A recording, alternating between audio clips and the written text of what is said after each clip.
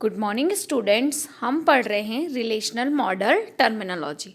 Student we will start in chapter number 16 previous lectures. हमने बच्चों previous lectures में chapter number 16 start किया था। तब वहाँ हमने देखा था कि एसक्यूएल क्या होता है, उसके फीचर्स क्या होते हैं और उसके मॉडल्स क्या होते हैं। Clear student? अब आज हम देख रहे हैं relational model terminology. It means कुछ ऐसी चीज़, ऐसी टर्मिनोलॉजी है स्टूडेंट इसमें जो कि आपने चैप्टर नंबर 50 आपने बच्चों चैप्टर नंबर 15 में पढ़ी थी। ठीक है, तो उस टर्मिनोलॉजी में क्या क्या है, कुछ ऐसी चीज़ें हैं जो इम्पॉर्टेंट है, जिसको आपको हम शॉर्ट में डिस्क्राइब यहाँ पे एक शॉर्ट में आपको एक्सप्लेन कर रहे हैं ताकि आपको रिमाइंडर हो जाए, ताकि इससे रिलेटेड जो वीडियो जो न्यूमेरिकल से या जो प्रैक्टिकल से उसको आप अच्छे से कर सके। ठीक है स्टूडेंट, चलिए एक छोटा सा लेक्चर है, इसमें हम देख लेते हैं कुछ टर्मिनोलॉजीज क्या क्या होती हैं। पहले फर्स्ट क्या है student? Relation. What is the meaning of relation? A table in database which contains data in the form of row and column is called relation। इसी डेफिनेशन को हिंदी में देखें बच्चों, डेटाबेस में एक तालिका जिसमें रो और कॉलम के रूप में डेटा होता है रिलेशन कहलाता है। रिलेशन किसे बोलते हैं? एक ऐसी table in a database, database में कोई एक टेबल जो कंटेन करती है data in the form of row और कॉलम। जो रो डेटा है वो रो और कॉलम के फॉर्म में स्टोर रहता है, उसे हम क्या कहते हैं बच्चों? रिलेशन। ठीक है स्टूडेंट्स, क्लियर हुआ कि what is the meaning of relation? एक टेबल जिसमें रो और कॉलम से मिलके डेटाबेस में डेटा स्टोर करके रखते हैं, उसे हम क्या कहते हैं? रिलेशन। चलिए अब हम इसमें नेक्स्ट देखते हैं कि देखिए, जैसे कि एक एग्जांपल दे रही हूँ मैं इसमें, ये एक टेबल है। ठीक है स्टूडेंट, अब हर एक table number of rose and number of column से मिलकर बनी होती है। क्लियर हुआ? जितनी भी रोज होते हैं और जितनी भी कॉलम्स होते हैं वो कलेक्शन होता है ना? Number of row and collections of the row and collection of the column is called a table. वैसे ही टेबल में जो भी रिलेशन होता है वो टपल और रो एट्रीब्यूट के फॉर्म में होता है।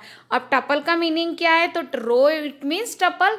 हम नॉर्मल में किसी भी रो को क्या बोलते हैं? रो बोलते हैं। बट अगर हम कंप्यूटर की बात करें तो उसमें हम क्या बोलते हैं? टपल बोलते हैं।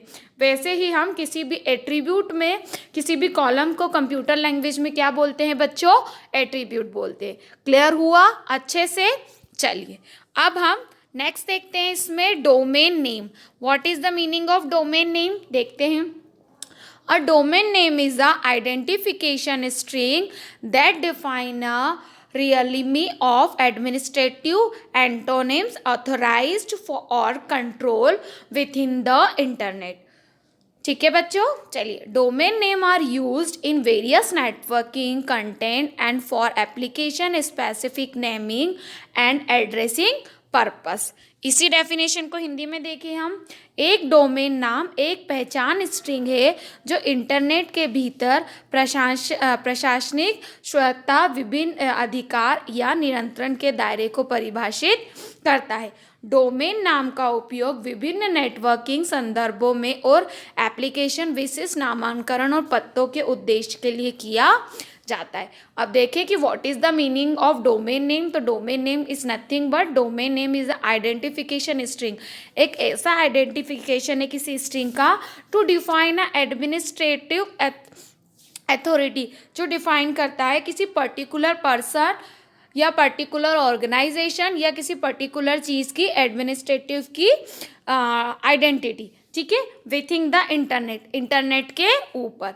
आगे देखते हैं, domain name are use in a various networking content. Domain name बहुत सारे नेटवर्किंग कंटेंट को क्या करता है? यूज करता है। फॉर एप्लीकेशन स्पेसिफिकेशन नेमिंग, किसके लिए? एप्लीकेशन को स्पेसिफाई करने के लिए। क्लियर हुआ डोमेन नेम? अब ये तो डेफिनेशन एक्सप्लेन करी, मैं एक शॉर्ट में बता दूं कि what is the meaning of बच्चों डोमेन नेम। तो domain name is nothing but एक ऐसा किसी ऑर्गेनाइजेशन या किसी चीज़ का शॉर्ट नाम है ना, जिसे हम डोमेन नेम के नाम से जानते हैं। देखिए बच्चों, मैं यहाँ आपको एग्जाम्पल बताऊंगी तो आपको बहुत अच्छे से समझ में आएगा। देखिए, डॉट net.de.org.big.info.become है ना, .eu मतलब एजुकेशन के लिए, ऑर्गेनाइजेशन के लिए, इंटरनेट के लिए, इंफॉर्मेशन के लिए, कम्युनिकेशन साइट्स के लिए। ठीक है, तो ये सारे स्टूडेंट्स क्या होते हैं, डोमेन नेम होते हैं। क्लियर हुआ अच्छे से? चलिए नेक्स्ट हम इसमें देखते हैं डिग्री।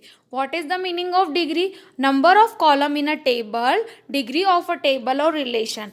इसी डेफिनेशन को इसी डेफिनेशन को हम हिंदी में देखते हैं कि number of column in a table, किसी टेबल के अंदर नंबर ऑफ के कॉलम्स होते हैं, वो क्या होती है, उसकी डिग्री होती है।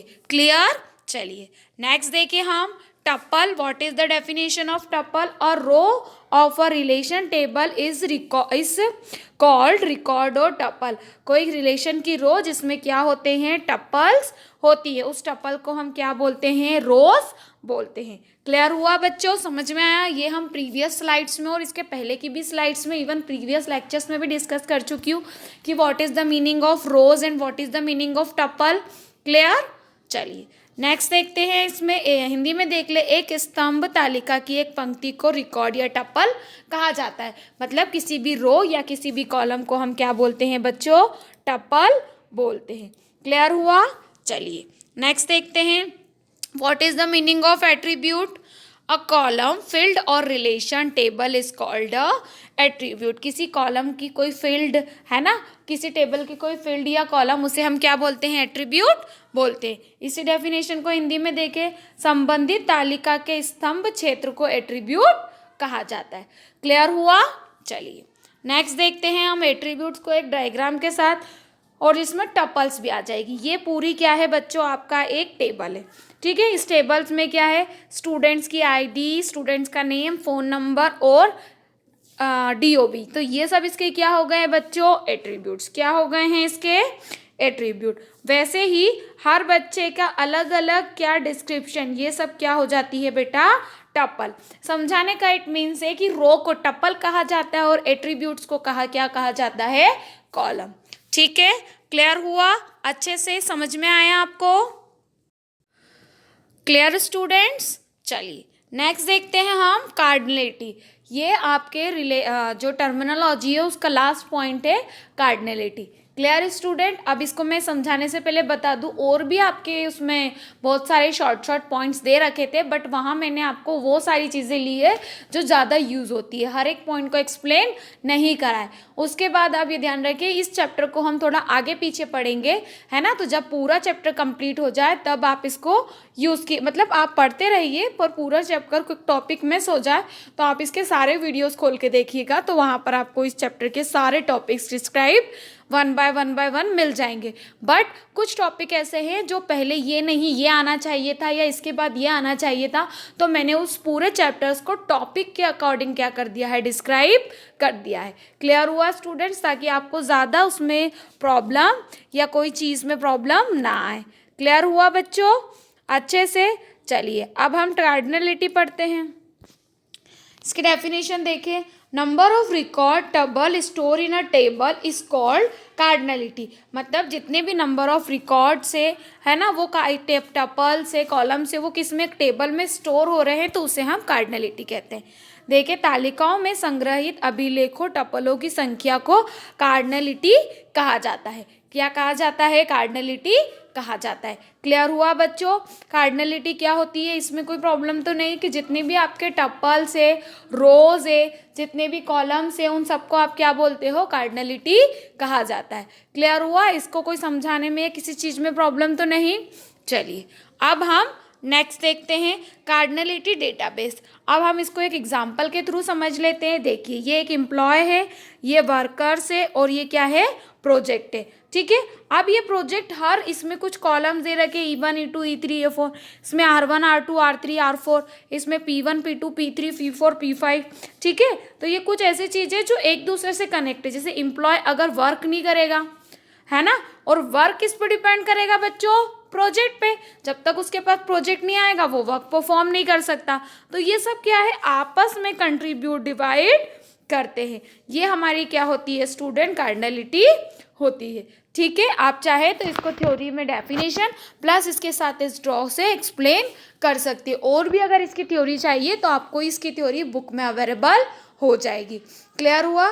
या समझ में आया कि कार्डिनलिटी क्या होती है ना, और उसको हमने एक एग्जाम्पल के थ्रू भी देखा।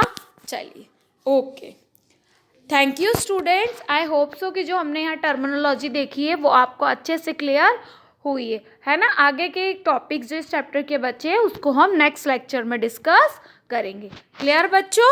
Okay, thank you.